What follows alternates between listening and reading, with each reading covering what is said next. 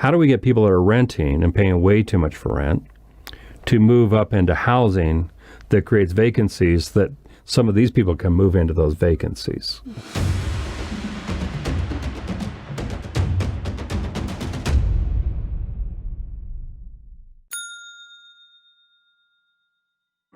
When many of us went to college, we learned about Maslow's hierarchy of needs. And the bottom rung of Maslow's hierarchy is air, water, food, shelter. We need a society that's fulfilling or giving the opportunity for everyone to fulfill the bottom rung of Maslow's hierarchy of needs. We might even look at them and say, well, you have a drug addiction, but that's farther up on the Maslow's hierarchy of needs. I mean, if you're worried about where you're going to sleep tonight and not freeze to death, it's the same as if you were drowning and someone's standing at the dock asking if you would like a better job. This is going to be what that bottom rung, you have to fulfill that. And we've got to figure out a way, how are we going to do that? And I've written on homelessness, and so on over the years. It is a very tough life out there for them.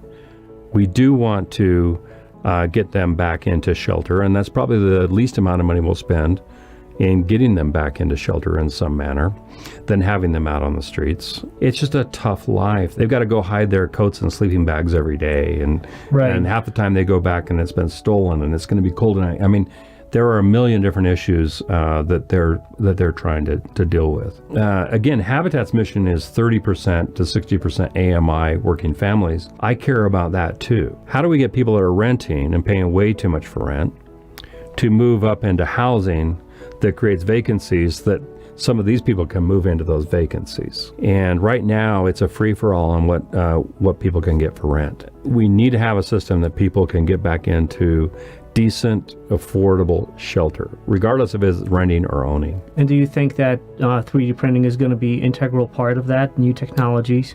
Right now that looks like the front runner. It does. And America's not number one in this.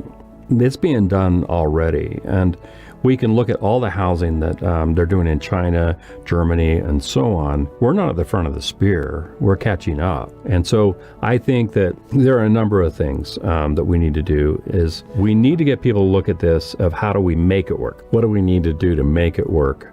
And move away from the people that are saying it'll never work. Because we know it'll work. It's happening in other countries right now. Right.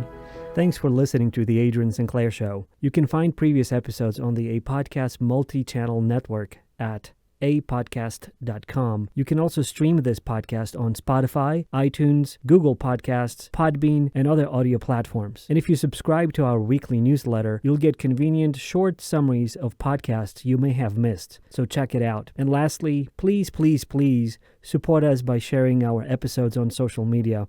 We really appreciate it. Thanks.